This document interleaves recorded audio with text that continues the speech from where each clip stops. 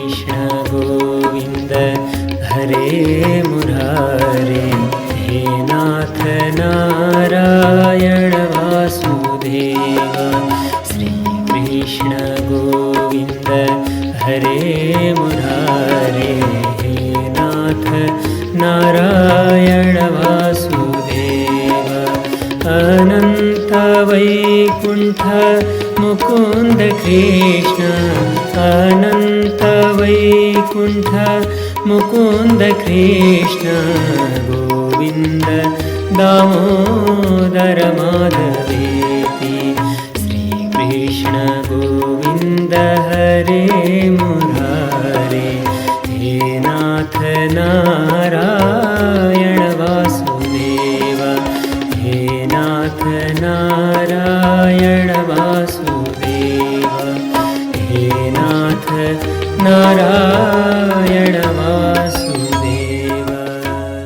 यस्ता परमात्माले अनेक अनेक अवतारहरू ग्रहण गरिबक्सेको हुन्छ।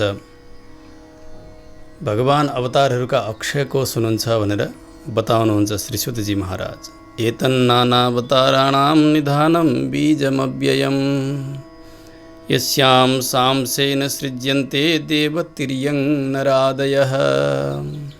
भगवान अवतारहरूका अक्षयको हुनुहुन्छ, कहिल्यै नसकिनेवाला। जस्तो कि भगवानले वैकुण्ठ छोडेर आउनुभयो रामावतारमा, कृष्णावतारमा, अरू पनि अवतारहरू भए भगवानका।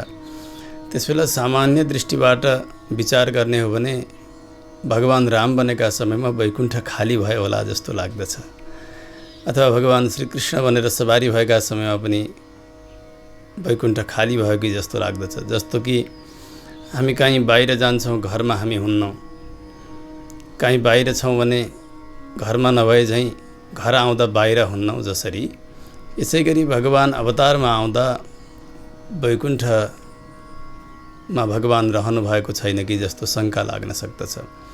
परन्तु यसको समाधान यसरी गरिन्छ शास्त्रहरूमा। दीपाद उत्पन्न दीपवत, जस्तो कि एउटा दियो छ, त्यो दियोबाट अर्को दियो जलाइदिउँ, त्यसबाट अरू गर्दै गर्दै हजारौँ लाखौँ करोडौँ दियाहरू जलाइदिने हो भने पनि त्यो पहिलो दियोमा कति पनि कमी आउँदैन। ऊ पनि जस्तो थियो त्यस्तै रहन्छ, अनि जल्दै गरेका पनि त्यति नै शक्तिशाली रहन्छन् जति शक्तिशाली पहिलो दियो थियो। त्यस्तै प्रकारले भगवानका पनि 5 अवस्था विशेष छन्: पर, व्यूह, विभव, अन्तर्यामी र अर्चा। भगवान नित्यमुक्तद्वारा सेवित भएर श्री भूमि निरानायक भएर भगवान वैकुण्ठमा परस्वरूपले विराजित हुनुहुन्छ। त्यस समय पनि भगवान पूर्ण हुनुहुन्छ। भगवान उति नै शक्ति सम्पन्न भइबक्सन्छ। भगवान जगतको सृष्टि स्थिति संहार आदि कार्यका लागि सङ्कर्षण, प्रद्युम्न, अनिरुद्ध आदि गरेका व्यूहका रूपले प्रकट हुनुहुन्छ। त्यस समय पनि भगवान उति नै शक्तिशाली हुनुहुन्छ। अनि भगवानका राम, कृष्ण आदि गरेका विभव अवतारहरू हुन्छन्। त्यस समय पनि भगवान पूर्ण नै हुनुहुन्छ, शक्तिशाली नै हुनुहुन्छ। अन्तर्यामी स्वरूपमा पनि भगवान पूर्ण हुनुहुन्छ। र अर्चामा श्री विग्रहमा जब भगवानको प्राण प्रतिष्ठा गरिन्छ, अथवा भगवान सर्वेश्वर शालग्राम हुनुभयो, अथवा स्वयं व्यक्त दिव्य देशका श्री विग्रहहरू हुनुभयो, त्यहाँ पनि उसै गरिकन पूर्णता रहन्छ भनेर शास्त्रले बताउँछन्। त्यसैले वेदले भन्नुभयो, ओम पूर्णमदः पूर्णमिदं पूर्णात् पूर्णमुदच्यते पूर्णस्य पूर्णमादाय पूर्णमेवावशिष्यते। भगवान परस्वरूपमा पनि पूर्ण, विभव स्वरूपमा पनि पूर्ण, विभव स्वरूपमा पनि पूर्ण, अन्तर्यामीमा पनि पूर्ण र अर्चा स्वरूपमा पनि भगवान पूर्ण हुनुहुन्छ। त्यसैले भगवान अवतारहरूका अक्षय कोष हुनुहुन्छ, कहिल्यै नसकिने। एक दियोबाट अनेकन दियो जलाउँदा पनि कमी नभए जस्तै यसरी हामीले सम्झनु पर्दछ। भगवान आफ्ना अंशबाट, अंशका अंशबाट देवता, त्यसै गरी तिर्यक, मनुष्य आदि गरेका सबैको सृष्टि भगवानले गर्नुहुन्छ। भगवान अवतारमा आउनुभयो। अवतार भएपछि भगवानको विभव यस्तो नाम हुन्छ शास्त्रका अनुसार। भगवानका कतिपय पूर्ण अवतार छन्, कतिपय अंशावतार छन्। यहाँ विशेष गरिकन मूलतः 22 अवतारहरूको सङ्केत गर्नुभएको छ। पुनः यसको तात्पर्यतः अरू 2 गरेर 24 अवतारको सङ्केत भएको आचार्यहरूले मान्नुभएको छ। परन्तु भगवानका अनेकन अवतार छन्। यहाँ मूल 24 अवतारहरूलाई यहाँ संक्षेपमा बताउनुहुन्छ। भगवानको पहिलो अवतार हो सनकादिहरूको अवतार, कुमार अवतार। त्यस समयमा भगवानले ब्रह्मचर्य व्रतको पालन गर्नुभयो। भगवानको दोस्रो अवतार वराह अवतार, त्यस समयमा रसातलमा डुबेकी पृथ्वीको भगवानले उद्धार गर्नुभयो। तेस्रो अवतार नारद अवतार, त्यस समयमा नारद 5 रात्र आगमको उपदेश गर्नुभयो। चौथो अवतार नरनारायणका रूपले बदरिकाश्रममा गएर कठोर तपस्या गर्नुभयो। 5औं अवतार कपिला अवतार, त्यस समयमा भगवानले साङ्ख्य योगको उपदेश गरिबक्सन्छ।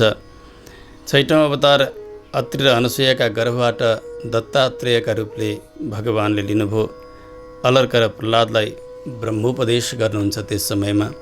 यसै गरी 7औं अवतार भगवानको यज्ञ अवतार, रुचि र आकुतिका पुत्र रूपले भगवान आउनुभयो। उस समयमा स्वयम्भू मन्वन्तरको रक्षा गर्नुभयो प्रभुले। यसै गरी 8औं अवतार भगवानको ऋषभदेव अवतार, 9औं अवतार भगवानको पृथु अवतार, त्यस समय भगवानले पृथ्वीको दोहन गर्नुहुन्छ। 10औं अवतार मत्स्य अवतार, त्यसबेला भगवानले वैवस्वत मन्वन्तरको रक्षा गरिबक्सियो। 11औं अवतार कुर्मा अवतार, समुद्र मन्थनका समयमा डुब्न लागेको मन्दराचल पर्वतलाई भगवानले आफ्ना पीठमा धारण गरेर त्यस समयमा सबैको रक्षा गर्नुभयो प्रभुले। यसै गरी भगवानको 12औं अवतार धन्वन्तरी अवतार, 13औं अवतार मोहिनी अवतार, यो पनि समुद्र मन्थनकै क्रममा भगवानले लिइबक्सेको हो। यस समय भगवानले ती दैत्यहरूलाई मोहित गराएर देवताहरूलाई अमृत पिलाउनुहुन्छ। 14औं अवतार भगवानको नृसिंह अवतार, हिरण्यकशिपुको वक्षस्थललाई मानौ एउटा तृणलाई जसरी चिरिन्छ च्यातिन्छ त्यसै गरी भगवानले च्यातेर भक्त प्रह्लादको रक्षा गर्नुभयो। 15औं अवतार भगवानको वामन अवतार, त्यस समयमा 3 पाउ पृथ्वीका बहानाले भगवानले देवताहरूको गुमेको ऐश्वर्यलाई पुनः फिर्ता दिनुहुन्छ। 16औं अवतार भगवानको परशुराम अवतार, त्यस समयमा दुष्ट क्षत्रियहरूको संहार गर्नुभयो। 17औं अवतार व्यासजीका रूपले। त्यसै गरी 18औं अवतार भगवानको श्रीराम अवतार, भगवान लङ्का जानका निमित्त सेतुबन्धन इत्यादि रावणवध आदि सारा कार्य भगवानले गर्नुभयो। प्रार्थना देवताहरूले नै गरेका थिए भगवानलाई अवतार लिनका निमित्त। त्यसै गरी भगवानको अर्को अवतार हो बलराम अवतार, भगवानको अर्को अवतार हो कृष्ण अवतार।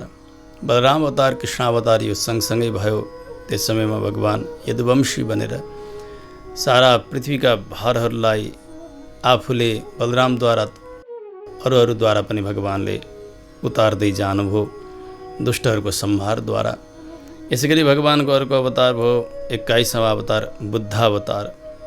ततः कलौ सम्प्रवृत्ते सम्मोहाय सुरद्विषां बुद्धो नाम्ना जनसुतः कीकटेषु भविष्यति। भगवानको बुद्ध अवतार हुनेछ भनेर यहाँ सङ्केत गर्नुहुन्छ। जति बेला सुतजी कथा सुनाउँदै हुनुहुन्थ्यो त्यस समयसम्म बुद्ध अवतार भइसकेको थिएन। जसले देवताहरूसँग द्रोह गर्दथे त्यस्ता दुष्टहरूलाई मोहित गर्नका निमित्त भगवानले बुद्ध अवतार लिनुभयो। अनि भगवानको 22औं अवतार कल्की अवतार हुनेछ। त्यस समय पनि जति जति दुष्टहरू हुन् ती दुष्टहरूको संहार भगवानले गर्नुहुन्छ। विष्णु यश ब्राह्मणका यहाँ भगवान कल्की नामले अवतार ग्रहण गर्नुहुन्छ र धर्मको पुनःस्थापन गर्नुहुनेछ। यहाँ प्रसङ्गात आचार्यहरूले अरू 2 अवतारहरूको पनि चर्चालाई मान्नुभएको छ। एउटा भगवानको श्रीहरि अवतार, ग्रहबाट गजेन्द्रको रक्षा गर्नका निमित्त भगवानले हरि अवतार लिनुभएको।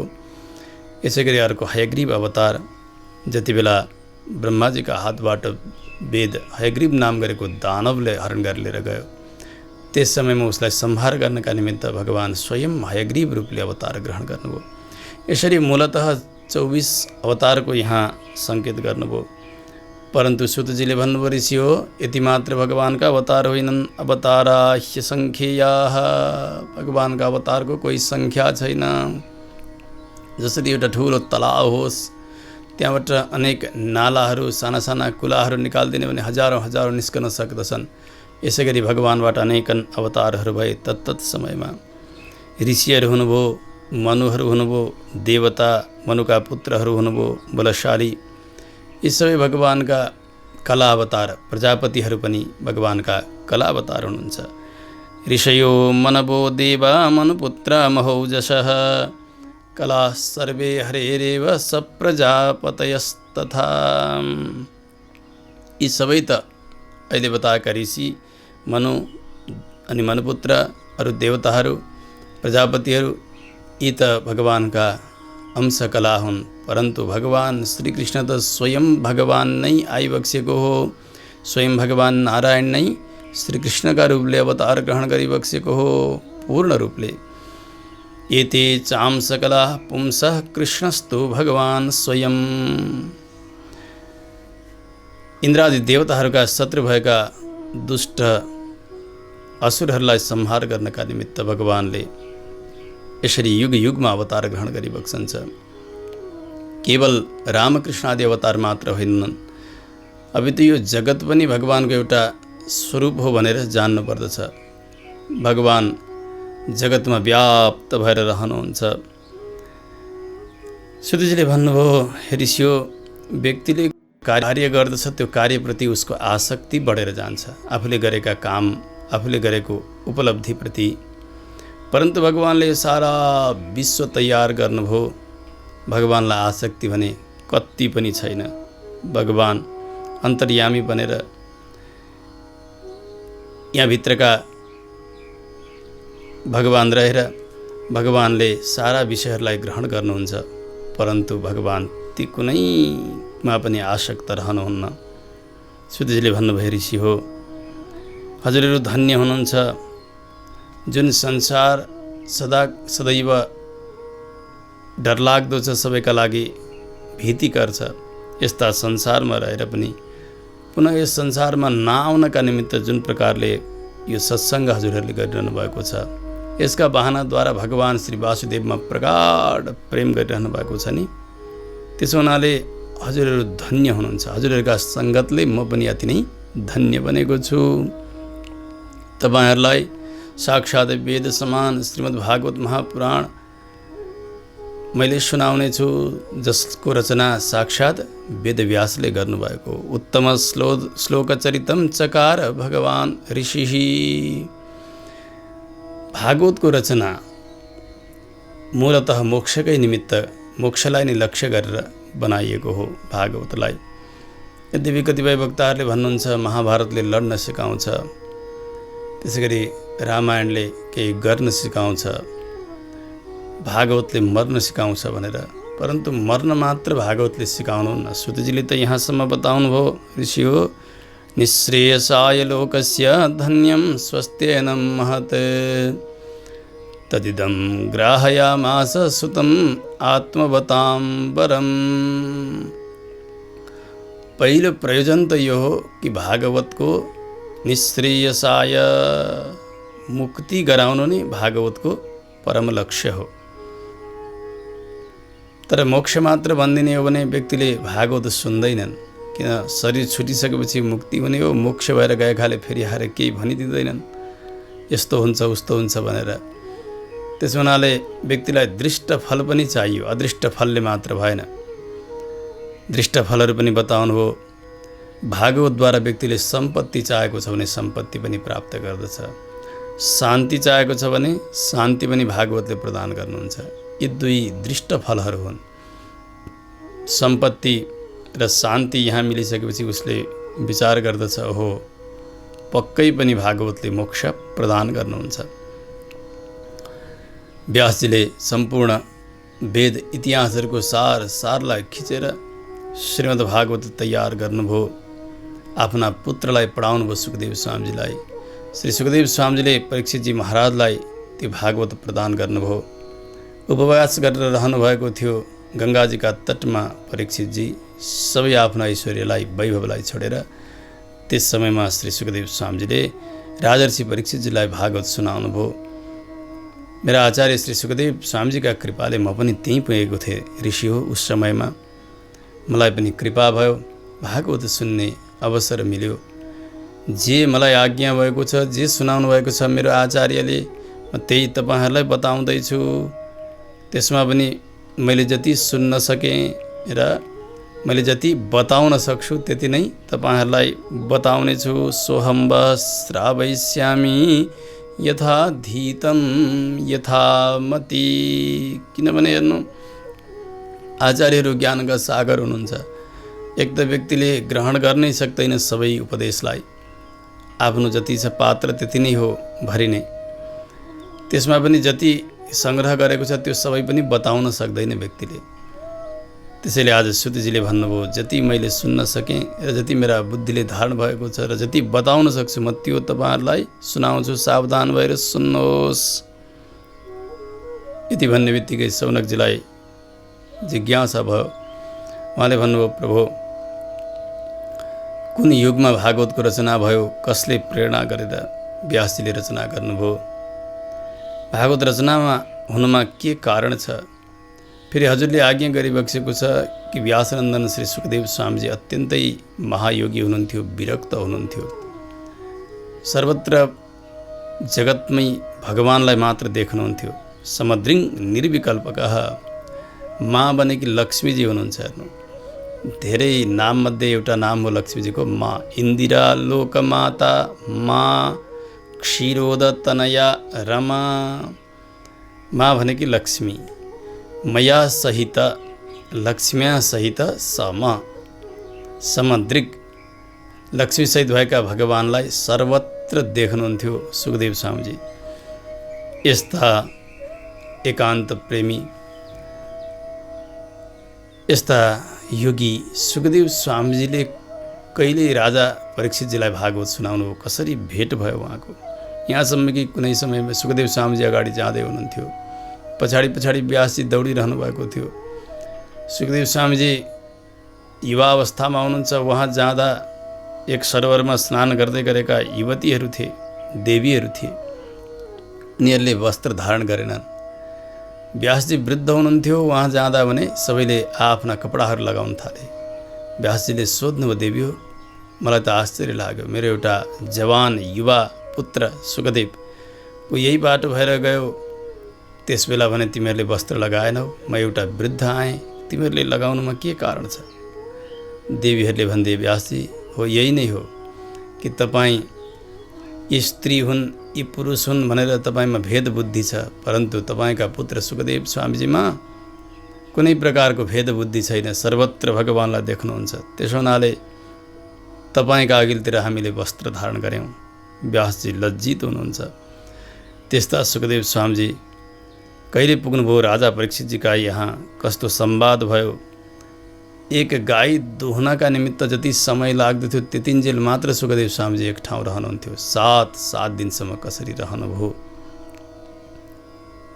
त्यसै गरी अभिमन्युका पुत्र श्री परीक्षितजी महाराज, उहाँको जन्म पनि बडा आश्चर्यको, कर्म पनि त्यस्तै। त्यत्रो विराट ऐश्वर्य थियो उहाँको। देवताहरू पनि जुन हस्तिनापुरको वैभवलाई चाहन्थे, सबैलाई छोडेर एकाएक किन जानुभयो गङ्गाजीका तटमा?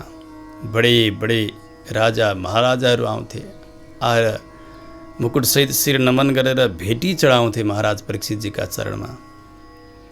त्यस्तो वैभवलाई सबैलाई छोडेर जानुभयो नि, किन हो? अनि आफ्नो प्यारो शरीरलाई पनि कति ख्याल गर्नु भएन। कारण के हो यो पनि बताइबक्स्योस्। तत्सर्वं न समाचक्ष्व पृष्ठो यदिह किञ्चन। हामीले केही सोध्न जानेका छौँ भने जान्यौँ, जानेनौँ भने हाम्रो अभिप्रायलाई विचार गरेर हाम्रो कल्याण कसरी हुन्छ त्यो सबै बताइदिनुहोस्।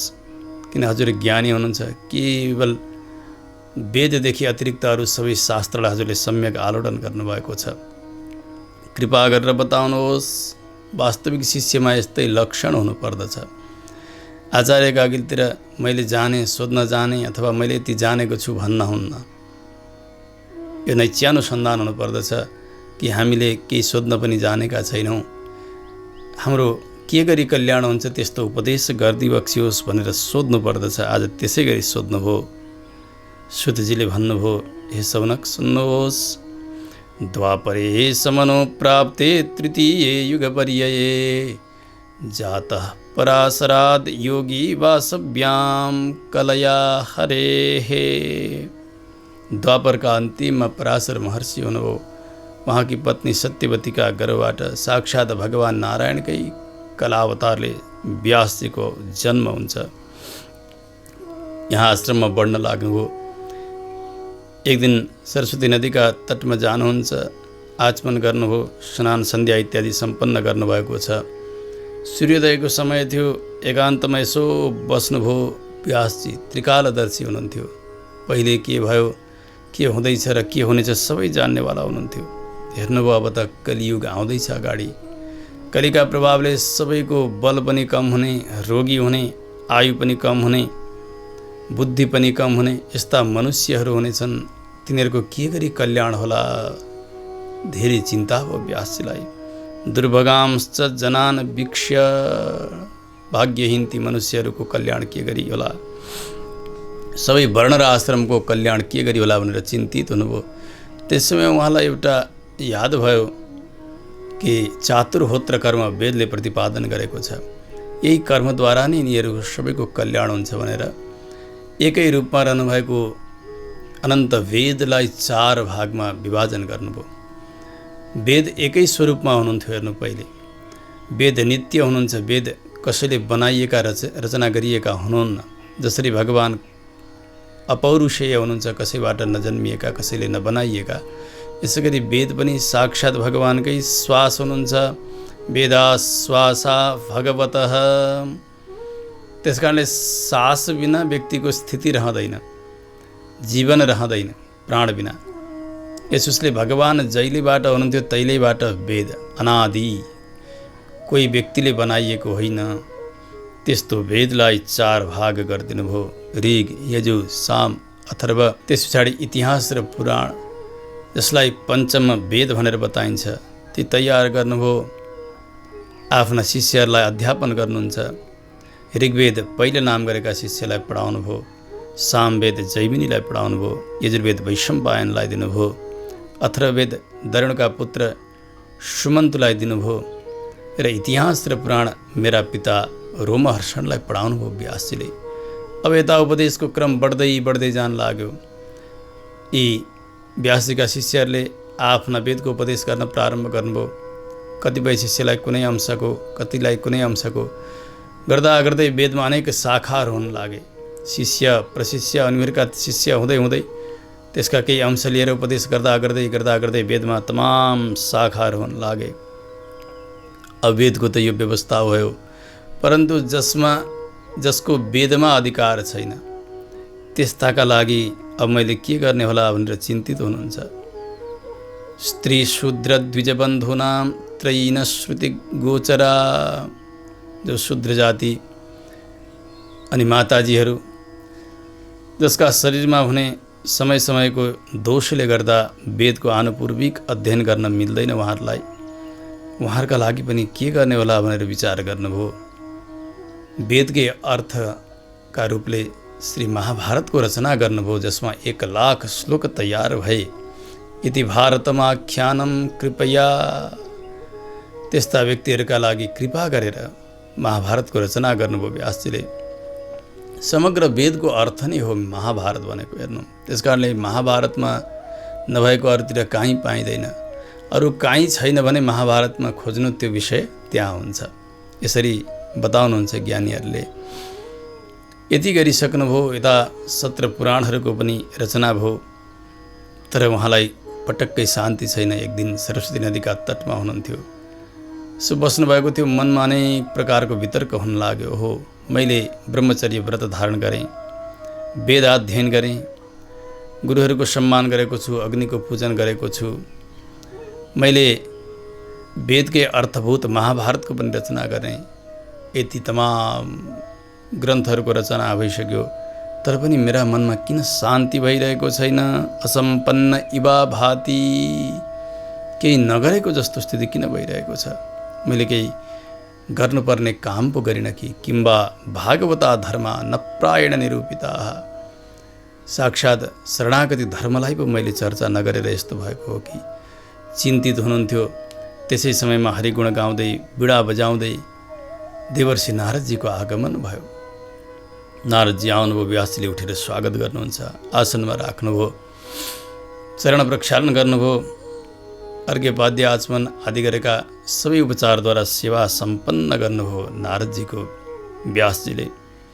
व्यासजीको मुख अत्यन्तै मलिन देख्नुभएको छ। आज नारदजीले सोध्नुभयो, व्यासजी पाराशर्य महाभाग भवतः कच्चिदात्मना परितुष्यति शारीर आत्मा मानस एव वा। हे पराशर नन्दन, हे व्यासजी, तपाईँलाई आनन्दै छ, शरीरमा सन्चो छ, मन पनि प्रसन्नै छ होइन?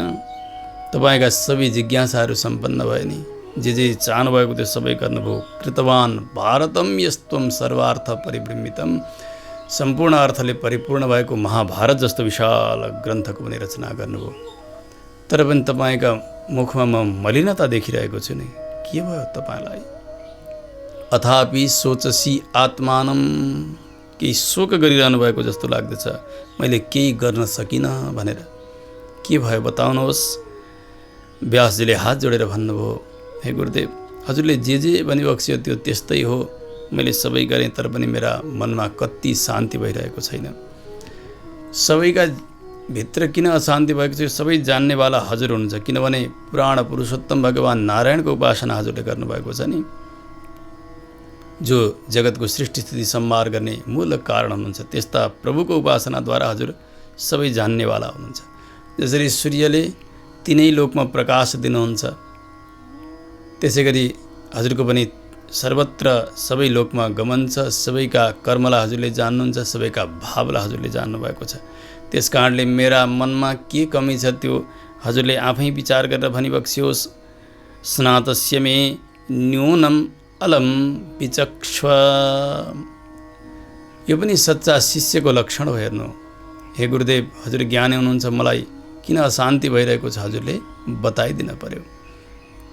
व्यासजीको यस्तो प्रार्थना सुनेर नारदजीले भन्नुभयो, व्यासजी, तपाईँले सबै विषयहरू त बताउनुभयो, परन्तु भगवानको निर्मल यशको गान गर्नुभएको छैन। भगवानको निर्मल महिमाको गान नगर्नाले गर्दा तपाईँका मनमा शान्ति भइरहेको छैन।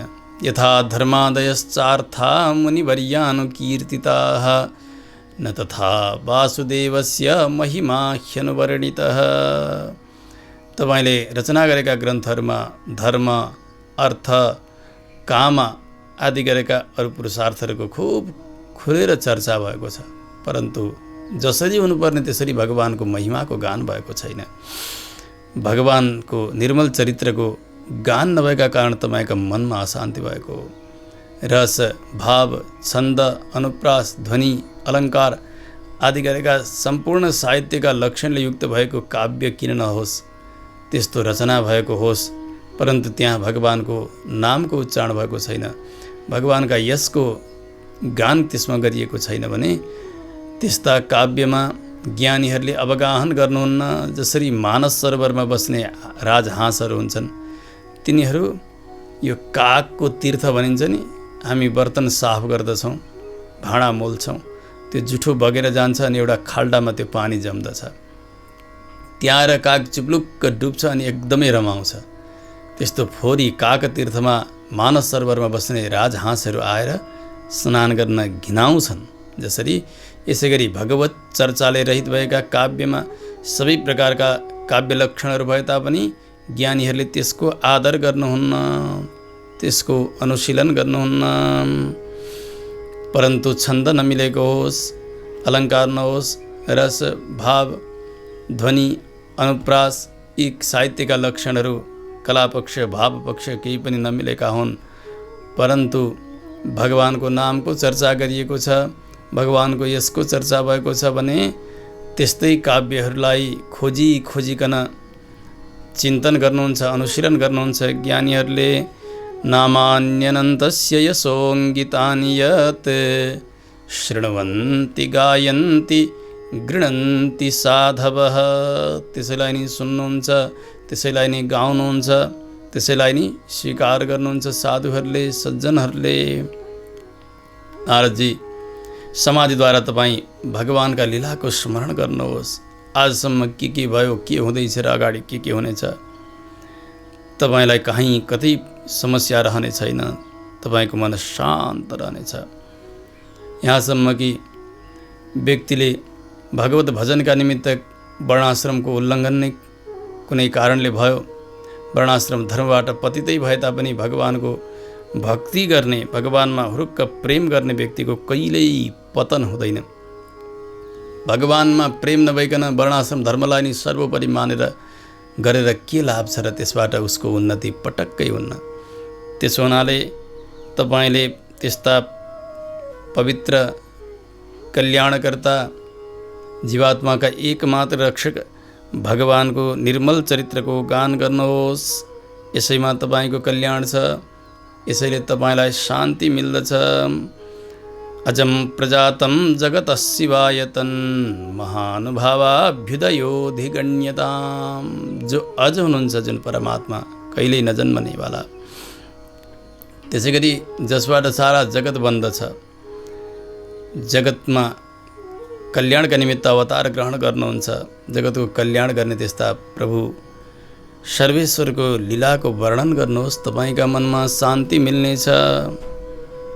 नारदजीले आफ्नो पूर्वजन्मको वृत्तान्त पनि सुनाउनु व्यासजीसँग। भन्नुभयो, व्यासजी, पूर्वजन्ममा म एक दासीको पुत्र थिएँ। मेरा पिता को हुनुहुन्छ मलाई त्यो पनि थाहा भएन। म 5 वर्षको थिएँ। माताजीका साथमा गङ्गाजीका तटमा हाम्रो कुटिया थियो। एक समय चातुर्मास्य व्रत गर्नका निमित्त भनेर वर्षायाममा धेरै धेरै सज्जनहरू, ज्ञानी आचार्यहरू आउन लाग्नुभयो। अनुष्ठान प्रारम्भ भयो। मेरी माताजी जानुभयो सेवाका लागि। म बालक थिएँ, मलाई पनि साथमा लिएर जानुभयो। उहाँहरूको दर्शन गर्ने बित्तिकै मेरा हृदयमा भएका सारा अमङ्गलहरू नाश हुँदै हुँदै गए। अब त बालक थिएँ म, परन्तु मसँग कति पनि त्यो बाल्य स्वभाव छँदै थिएन। धीर थिएँ। उहाँहरूले सुनाउनुभएका कथाहरू श्रवण गर्दथेँ। उहाँहरूका साथमा भगवानको नाम सङ्कीर्तन गर्थेँ। जति सक्थेँ आफूले शक्तिले भ्याएसम्म वनबाट समिधा, पुष्प, तुलसी इत्यादि सङ्ग्रह गरेर ल्याएर उहाँहरूको सेवा गर्न लागेँ। मेरो यस्तो स्वभावलाई देखेर महापुरुषहरूले ठुलो कृपा गर्नुभयो म माथि। म कम बोल्दथेँ। धेरै आएर मलाई बालकहरूले खेल्न जानका निमित्त प्रेरणा गर्थे, परन्तु मलाई बाल क्रीडामा कति पनि प्रेम भएन, इच्छा भएन। महापुरुषहरू साथमा बसेर त्यो भगवत सत्सङ्ग श्रवण गर्दा नै मलाई आनन्द भइरह्यो। एक दिन त कृपा गरेर आचार्यहरूले भगवानलाई भोग लगाएको, अनि उहाँहरूले पनि ग्रहण गर्नुभएको त्यो महाप्रसाद, तलिह प्रसाद, त्यो प्रसाद म बालकलाई कृपा गरेर दिनुभयो। त्यो प्रसाद ग्रहण गर्ने बित्तिकै मेरा सारा पापहरू नाश भएर गए। उच्छिष्टलेपाननुमोदितो द्विजैः सकृत्स्म भुञ्जे तदपास्त किल्बिषः। एवं प्रवृत्तस्य विशुद्धचेतसस्तद्धर्म एवात्मरुचिः प्रजायते। त्यो महाप्रसाद ग्रहण गर्ने बित्तिकै मेरा सबै दोषहरू नाश भए। अब त भगवान प्रति यति प्रेम बढ्दै जान लाग्यो हो। भगवानका प्रसादको प्रभाव हेर्नु। प्रसाद भोजन जो गरिन्छ, त्यो भोजन तयार भइसकेपछि भगवानलाई निवेदन गर्नुपर्छ। त्वदीयं वस्तु गोविन्द तुभ्यमेव समर्पये गृहाण सुमुखो भूत्वा प्रसीद पुरुषोत्तम। हे प्रभु, यो जगतमा जति पनि मङ्गल पदार्थहरू छन्, यी सबै हजुरकै कृपाले बनेका हुन्, हजुरकै वस्तु हो। हजुरलाई नै मैले समर्पण गरेको छु। हजुर यसलाई स्वीकार गरिबक्स्योस् भनेर प्रेमले भोजन तयार गरेर भगवानलाई भोग लगाउने। यसरी भगवानलाई निवेदन गरिएको जो प्रसाद हुन्छ, त्यो प्रसाद ग्रहण गरिसकेपछि हाम्रो यो अन्तःकरण पवित्र हुन्छ। यो भित्री अन्तःकरण पवित्र भइसकेपछि नै भगवानको दर्शन हुने हो। त्यसो हुनाले भगवानलाई भोग नलगाइकन केही पनि खान हुन्न। भोग लगाएको पदार्थ होस्, त्यसमध्ये पनि कोही महाभागवतहरू आउनुभयो, कोही ज्ञानीहरू आउनुभयो, भक्तहरू आउनुभयो भने पहिले त्यसबाट उहाँहरूलाई पनि भोजन गराएर त्यस पछाडि बचेको प्रसाद ग्रहण गर्नुपर्दछ। यो झन् महाप्रसाद बन्दछ। यसले हाम्रा सारा चित्तमा भएका दोषहरू समाप्त भएर जान्छन्। नारदजीले भन्नुभयो, आज मेरो त्यही स्थिति भयो। अब त भगवान् श्रीकृष्णका कथा रसपान गर्नदेखि अतिरिक्त मेरो चित्त कहीँ लाग्न छोड्यो। भगवानका नाम कीर्तन, भगवानका गुण कीर्तनमा म अनुरक्त हुन लागेँ। मेरो अरू कुनै संसारी नाम थियो त्यस समयमा, तर भगवानका अनन्य भागवतजनहरू गुरुजनहरूले मलाई हरिदास भन्ने यस्तो नाम राखिदिनु भयो। हरिदास यस्तो नाम नारदजीको रह्यो भनेर ज्ञानीहरूले बताउनुहुन्छ। हे हरिदास यता आऊ, हे हरिदास यो ल्याऊ अथवा उता जाऊ, तीर्थ ल्याऊ, यस्ता प्रकारले अब नारदजीलाई बोलाउन लाग्नुभयो उहाँहरूले। मैले पनि सके अनुसारको सेवा गर्दै गएँ। समय बित्दै गयो। चातुर्मास व्रतको समापनको समय आएछ। 4 महिना बितेको कति पनि मलाई पत्तो भएन। एक दिन चरणको सेवा गर्दै थिएँ रात्रिका समयमा। सन्तहरूको उहाँहरूले भन्नुभयो, बाबु हरिदास अब त भोलि यज्ञको पूर्णाहुति गरेर हामी जाँदैछौँ। यो सुन्ने बित्तिकै मलाई असह्य पीडा भयो। मेरो हृदय विगलित भएर आयो। आँखाबाट आँसुका धारा बग्न लागे। यहाँका सङ्गतले दिन गएको कोही थाहा भएन। यति आनन्दका साथ यी पलहरू बितेर गए। अब उहाँहरूको वियोगमा मैले कसरी प्राण धारण गर्न सकौँ, कसरी बाँच्न सकौँ? म रुन लागेँ जोड जोड।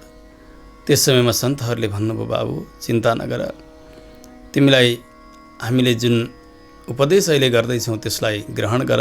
जुन प्रकारले भगवानको ध्यानको विधि, सेवाको विधि बताउँदैछौ त्यसलाई तिमीले ग्रहण गर। चाँडै भगवानको कृपा हुनेछ। ज्ञानम गुह्यतमम यत्तत् साक्षात् भगवतोदितम। साक्षात् भगवानले उपदेश गर्नुभएको यो भागवत रहस्य उहाँहरूले नारदजीलाई प्रदान गर्नुभयो र भन्नुभयो, कुनै पदार्थलाई ग्रहण गर्नाले, धेरै भोजन गर्नाले त्यसबाट रोग हुन्छ।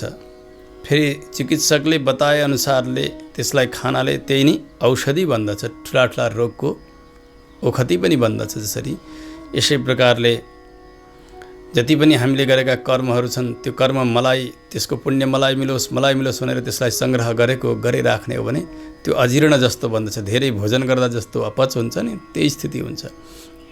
जति कर्महरू गरिन्छन् सत्कर्महरू ती सबै भगवानलाई समर्पण गरिदिने। एवं नृणाम क्रियायोगा सर्वे संश्रुति हेतवः तैवात्मविनाशाय कल्पन्ते कल्पिताः परे। भगवानलाई समर्पण गरिसकेपछि जुन कर्मले संसारमा बाँध्थ्यो, सदैव संसार चक्रमा घुमाउँथे, त्यही कर्म भगवानलाई समर्पण गरिसकेपछि यो नै फेरि कर्मबन्धनबाट मोक्षका लागि सफल औषधि जस्तो बन्दछ। त्यस कारणले गरेका कर्महरू सबै भगवानलाई समर्पण गर। भगवानका चरणमा दृढ भक्ति गर। भगवानका गृणन्ती गुणनामानि, भगवानका गुणको चर्चा गर, भगवानका नामको चर्चा गर। भगवान चतुर्व्यूह रूपले हुनुहुन्छ।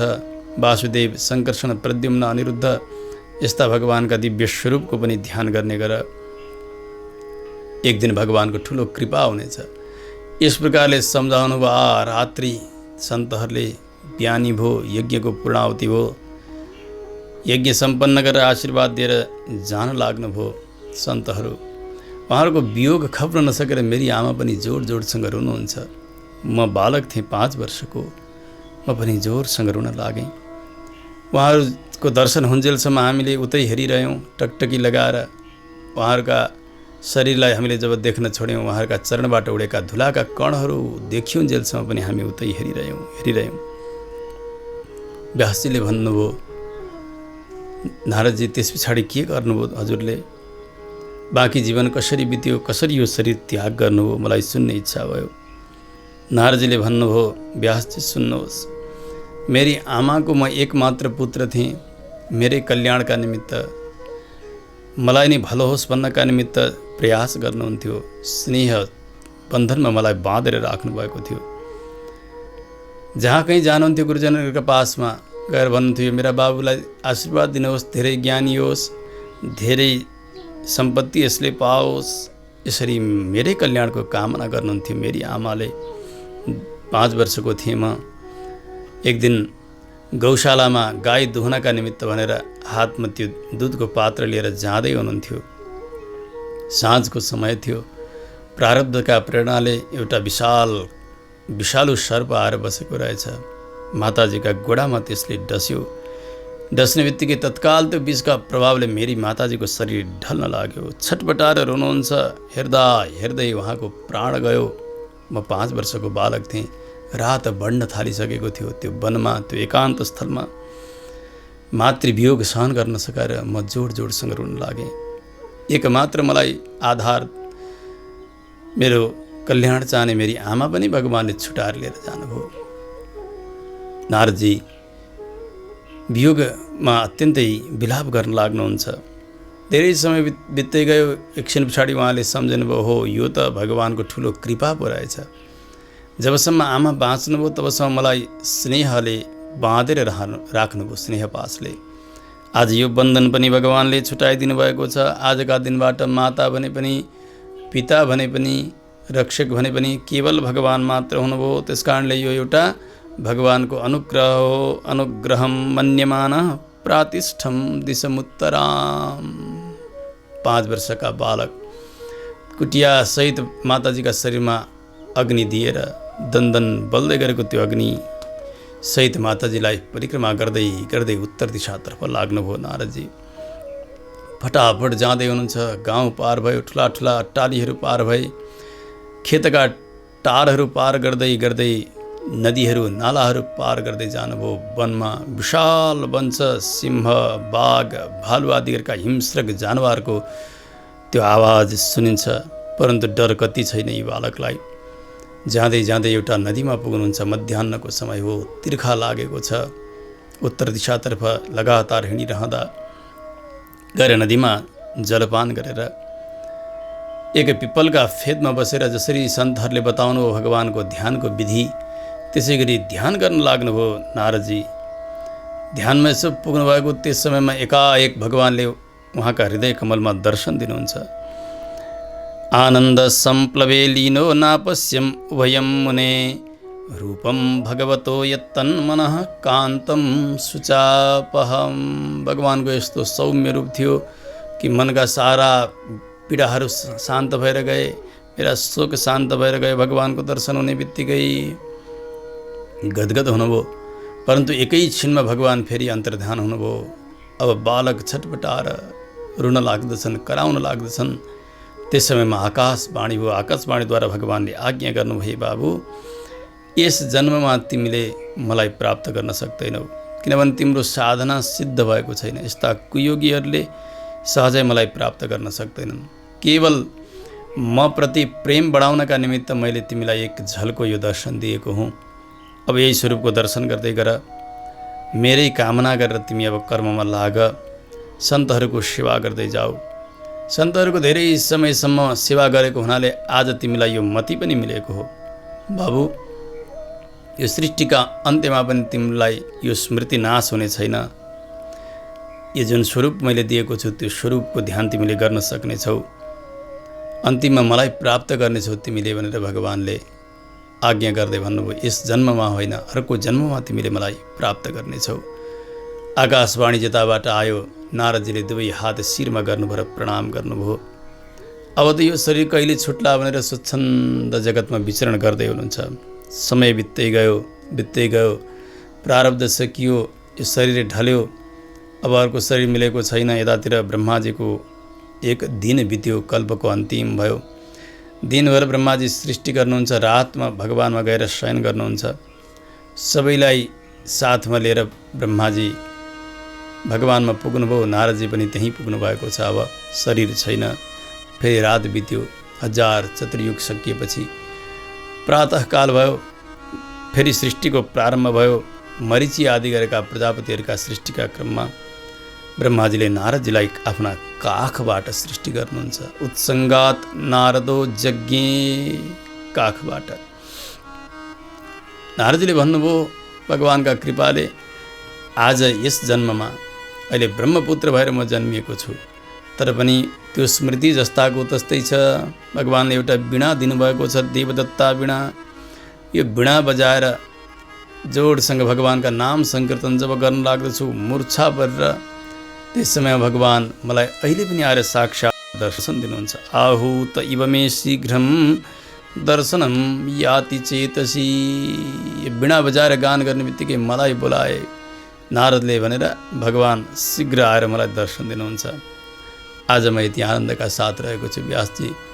त्यसो भएको हुनाले जबसम्म यो चित्त प्रभुमा अर्पित हुँदैन, केवल भगवान सर्वेश्वरमा यो मन लाग्दैन, उहाँको चर्चा उहाँको गुणानुवाद हुन्न, तबसम्म तपाईँका मनमा शान्ति पटक्कै रहँदैन। त्यसो हुनाले भगवानका निर्मल चरित्रको गान गर्नुहोस्, यसैमा तपाईँको कल्याण छ। यसरी सम्झाएर नारदजी जानुभयो। त्यहाँबाट व्यासजीले विदाई गर्नुहुन्छ। अब व्यासजी ब्रह्मनदी सरस्वतीका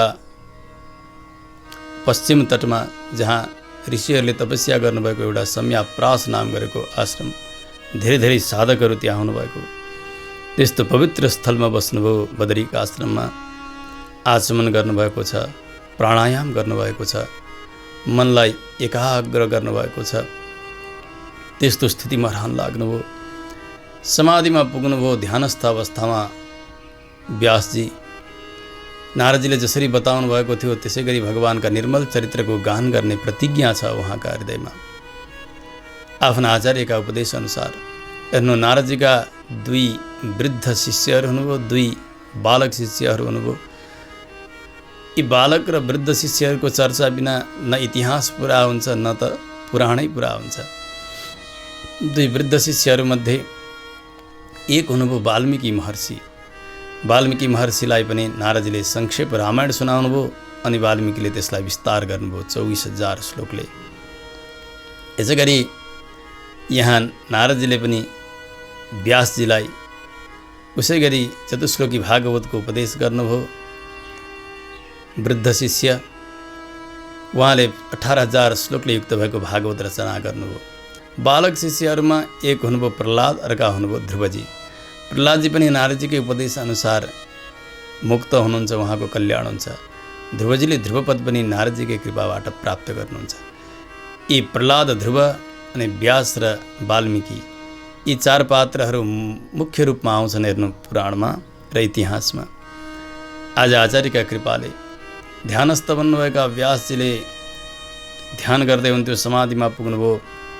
भक्ति योग बढेर गएको छ, भगवानमा प्रीति बढेर गएको छ। अपश्यत पुरुषम पूर्वम मायाम च तदपाश्रयाम। भगवानको दर्शन गर्नुभयो समाधिका अवस्थामा र भगवानका आश्रयमा रहेकी मायाको दर्शन गर्नुभयो। त्यस पछाडि यया सम्मोहितो जीवः, जुन मायाद्वारा मोहित हुने हो जीव, त्यो जीव तत्त्वको पनि उहाँले साक्षात्कार गर्नुभयो। यी 3 तत्त्वलाई तत्त्वत्रय भनेर वेदले प्रतिपादन गर्नुभएको छ। भोक्ता भोग्यम प्रेरितारञ्च मत्वा जुष्टस्ततस्तेनामृतत्वमेति। उपनिषदले बताउनुहुन्छ एउटा भोक्ता, अर्को भोग्य, अर्को प्रेरिता। भोक्ता भनेको कर्मफल भोग्नेवाला जीव, जसलाई चित भनिन्छ। यसै गरी भोग्य, जसको भोग गरिन्छ त्यो अचित, प्रकृति, माया, प्रदान, अविद्या, यी सबै यसैका नाम हुन्। माया यो अर्को तत्त्व हो। अनि प्रेरिता, त्यो कर्मफल भोग्नका निमित्त प्रेरणा गर्ने भगवान प्रेरिता हुनुहुन्छ। यी 3 तत्त्वहरू वेदले प्रतिपादन गर्नुभएको छ, जसलाई तत्त्वत्रय भनिन्छ। आज तिनै तत्त्वको साक्षात्कार गर्नुभयो व्यासजीले। कसैले थाहा पाएका छैनन्, एकान्तमा हुनुहुन्छ समाधिकै स्थितिमा व्यासजीले 18,000 श्लोकले युक्त भएको यो दिव्य श्रीमद्भागवत महापुराणको रचना गर्नुभयो। लोकस्या जानतो विद्वान् चक्रे सात्वत संहिता। श्रीमद्भागवतको रचना भयो, जसलाई सुन्नाले भगवान श्रीकृष्णमा प्रगाढ प्रेम बढेर जान्छ। संसारमा शोकमा डुबेका व्यक्तिहरूको, मोहमा डुबेका व्यक्तिहरूको शोक मोह सबै समाप्त भएर जान्छ। त्यस्तो भागवतको रचना त भयो समाधिका स्थितिमा। हेर्नु, अब ध्यानबाट बाहिर निस्कनुभयो, विचार गर्नुभयो यस्तो ग्रन्थको तयारी भयो, उत्तम अधिकारी भने कोही पनि छैनन् यो ग्रन्थलाई श्रवण गर्न सक्ने। कसले सुनिदेला भागवत, कसलाई उपदेश गरौँ, चिन्तित हुनुहुन्थ्यो। यसो विचार गर्नुभयो, आफ्ना पुत्रको याद भयो। हो सुखदेव त्यति ज्ञानी छन्, यदि उनलाई बोलाएर यहाँ ल्याउने हो भने, उनलाई भागवत प्रदान गर्ने हो भने लोकको कल्याण हुन्छ भनेर व्यासजी निश्चित गर्नुहुन्छ र आफ्ना शिष्यहरूलाई बोलाउनु भयो र केही भागवतका श्लोकहरू रटाएर भन्नुभयो, जाओ बाबु हो, जहाँ सुखदेव समाधिस्थ छन्, निर्गुण निराकार ब्रह्मको चिन्तन गरेर बसेका छन्, उनका नजिक गएर यी श्लोकहरूको गान गरेर आओ जाओ। शिष्यहरूलाई पठाउनु भयो व्यासजीले। व्याख्याकारहरूले बताउनु भएको छ, व्यासजीका शिष्यहरू जानुभयो वनमा जहाँ सुखदेव स्वामीजी हुनुहुन्थ्यो, समाधिस्थ हुनुहुन्थ्यो निर्गुण निराकार ब्रह्मको चिन्तनमा। वरिपरिबाट घेर्दछन्। व्यासजीका शिष्यहरूले अत्यन्तै सुन्दर भागवतको एउटा गान गरे श्लोकको। अहो बकीयं स्तनकालकूटं जिघांसया पाय यदप्यसाध्वी लेभे गतिं धातृचितां ततोऽन्यं कम्बा दयालुं शरणं ब्रजेम। ओहो त्यो दुष्टा पुतना जसले प्रभु श्याम सुन्दरलाई मार्नका निमित्त भनेर आफ्ना दुधमा हलाहल विष मिसाएर गई, कालकूट। त्यो विष लिएर गएकी पुतना, त्यसलाई देखेर भगवानले विचार गर्नुभयो, आज यो मेरी आमा बनेर आएकी छे, मेरी आमा यशोदाले जस्तो सेवा गर्दै हुनुहुन्छ, आज यसै गरी यो पनि मलाई सेवाका निमित्त आएकी छे।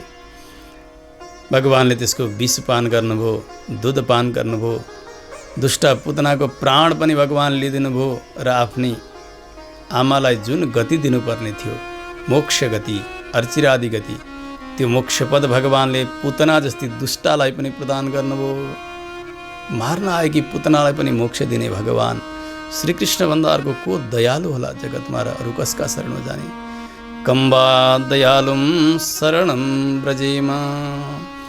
यस्तो भावले परिपूर्ण भएको श्लोक सुन्ने बित्तिकै सुखदेव स्वामीजीको समाधि टुट्यो। जो उपस्थित हुनुहुन्थ्यो उहाँहरूलाई प्रणाम गरेर भन्नुभयो, यो कहाँबाट जान्नुभयो तपाईँहरूले, कसले सिकायो तपाईँहरूलाई? व्यासजीका शिष्यहरूले भने, सुखदेवजी हाम्रा आचार्यका पासमा यस्ता 1-2 होइनन्, 18,000 श्लोक छन् यस्तै यस्तै। सुखदेव स्वामीजीले यसो विचार गर्नुभयो भगवानको दया गुणलाई। हो प्रभुमा कति दया, कति दयालु प्रभु, यस्ती राक्षसी पुतनालाई पनि भगवानले मोक्ष दिनुभयो। भगवानको दयालाई सम्झदा सम्झदै पुनः आँखा बन्द भए, फेरि समाधिमा पुग्नुभयो सुखदेव स्वामीजी। शिष्यहरू फर्केर आउँछन्। व्यासजीले विचार गर्नुभयो, अब यसरी त सुखदेव उठ्दैनन्, अब यिनलाई अरू कुनै त्यस प्रकारको भगवानको झाँकी वर्णन गर्ने श्लोक पठाउनु पर्यो, सिकाएर यिनीहरूलाई र सुनाउनु पर्यो भनेर अर्को एक श्लोक तयार गरिदिनु भयो र भन्नुभयो, बाबु हो जाओ, गएर सुखदेवका नजिक गएर यो श्लोक गान गर। व्यासजीका शिष्यहरू पुग्दछन्। पुगेर गान गर्न लागे। बर्हा पीडम नटवर बपुः कर्णयोः कर्णिकारम् बिभ्रदवासः कनककपिशं वैजयन्तीं च मालाम् रन्ध्रान् वेणोरधरसुदया पूरयन् गोपवृन्दैः वृन्दारण्यं स्वपदरमणं प्राविशद गीतकीर्तिः। ओहो भगवान श्री वृंदावन में प्रवेश करने समय में अत्यंत सुंदर श्रृंगार का साथ गाई ती बालकहरू का साथ साथ में भगवान वृंदावन प्रवेश गर्दै हुनुहुन्छ। अति सुंदर शोभा छ भगवान को। भगवानले मयूर पंख शिरमा धारण गर्नुभएको छ। 3 ठाउँ टेढो भगवान को स्वरूप छ। गलामा, कम्मरमा, चरणमा नटवर बपुः एक नटुआ को जस्तो भगवान को स्वरूप छ। कानमा अनेक प्रकार का कुण्डल आदि धारण गर्नुभएको छ। भगवानले पुष्पका कुण्डल बनाएर पनि धारण गर्नुभएको छ। चमचम चम्कने पीताम्बर भगवानले धारण गर्नुभएको छ, मानव बिजुली जस्तो चम्कने। सुनको करधनी लगाउनु भएको छ। वैजयन्ती माला भगवानले धारण गर्नुभएको छ। त्यो सुकोमल अङ्गुलीद्वारा त्यो सुन्दर वेणुमा, वंशीमा ती औँलीहरू नचाई नचाई आफ्ना अधरमा त्यो वंशी राखेर सारा ब्रजलाई नै गुञ्जित गराउँदै गराउँदै मानौ यो स्वर ब्रह्म साक्षात ब्रह्मलोकसम्म पुगेको होस्। त्यस्तो ध्वनि गर्दै गर्दै भगवान गाई र बालकहरूका पछाडि पछाडि श्री वृन्दावन प्रवेश गरिरहनु भएको छ। यो सुन्ने बित्तिकै सुखदेव स्वामीजीको समाधि टुट्यो। झुरुक्क उठेर प्रणाम गर्नुहुन्छ। भगवानको यत्रो दिव्य झाँकी वर्णन गर्ने श्लोकले सुखदेव स्वामीजीको समाधिलाई नै टुटाइदियो। हेर्नु भन्नुभयो, कहाँबाट यो जान्नुभयो तपाईँहरूले? कसले सिकायो तपाईँहरूलाई? व्यासजीका शिष्यहरूले भने, सुखदेव स्वामीजी हाम्रा आचार्यका पासमा यस्ता 18,000 श्लोक छन्। अब त सुखदेव स्वामीजीलाई त्यो निर्गुण निराकार ब्रह्मको चिन्तन गर्ने इच्छा भइरहेन। व्यासजीका शिष्यका पछाडि पछाडि लागेर पिता व्यासका यहाँ आउनुभयो। पिताजीलाई प्रणाम गर्नुभयो। सुखदेव स्वामीजी आउनुभयो। व्यासजी अत्यन्त हर्षित हुनुभयो र श्रीमद् भागवतको उपदेश सुखदेवलाई गर्न लाग्नु भएको छ। सुतजीले भन्नुभयो, आत्मा रामाश्च मुनयो निर्ग्रन्थ अप्युरुक्रमे कुर्वन्त्यहैतुकीं भक्तिम इत्थम भूतगुणो हरिः। भगवानको गुण यस्तो हेर्नु। भगवान त्यस्ता आत्माराम, आत्मोपासनामा लागेका, ब्रह्मोपासनामा निर्गुण निराकार ब्रह्मको उपासनामा लागेका यस्ता मुनिहरू जसका अविद्याका गाँठाहरू खुलिसकेका छन्, त्यस्ता समाधिमा पुगिसकेका ज्ञानीहरूलाई पनि उठाएर ल्याउन सक्ने सामर्थ्य भगवानका कल्याण गुणले राख्दछन्। आज भगवानका यी पावन गुणका प्रभावले सुखदेव स्वामीजीको समाधि टुट्यो। हरेर गुणाक्षिप्तमतिः भगवान बादरायणिः। भगवानका गुणले आक्षिप्त भएको मन सुखदेव स्वामीजीको आउनुभयो। आएर पिताजीका यहाँ बसेर 18,000 श्लोकले युक्त भएको दिव्य ग्रन्थ श्रीमद् भागवत महापुराणको उहाँले अध्ययन गर्नुभयो। त्यसको रसास्वादन गर्नुभयो। हेर्नु, यो भागवत समाधिका अवस्थामा रचना भएको हुनाले प्रारम्भमा पनि सत्यम परम धीमहि र समापनमा पनि सत्यम परम धीमहि यही सङ्केत गरिन्छ। त्यसकारणले त्यो त्यस्तै व्यक्तिले भागवतलाई ग्रहण गर्न सक्दछन् जो समाधिका नजिक पुगेका हुन्। आज त्यस्ता उत्तम पात्र, उत्तम अधिकारी आज सुखदेव मिल्नु भएको छ। गदगद भएर पिता व्यासजीले श्रीमद् भागवतको अध्यापन गर्नुभयो। वासुदेव श्रीकृष्ण गोविन्द हरे मुरारे, हे नाथ नारायण वासुदेव, अनंत वैकुंठ मुकुंद कृष्ण, अनंत वैकुंठ मुकुंद कृष्ण, गोविंद दामोदर माधवेति, श्रीकृष्ण गोविन्द हरे मुरारे, हे नाथ नारायण वासुदेव, हे नाथ नारायण वासुदेव, हे नाथ नारायण वासुदेव।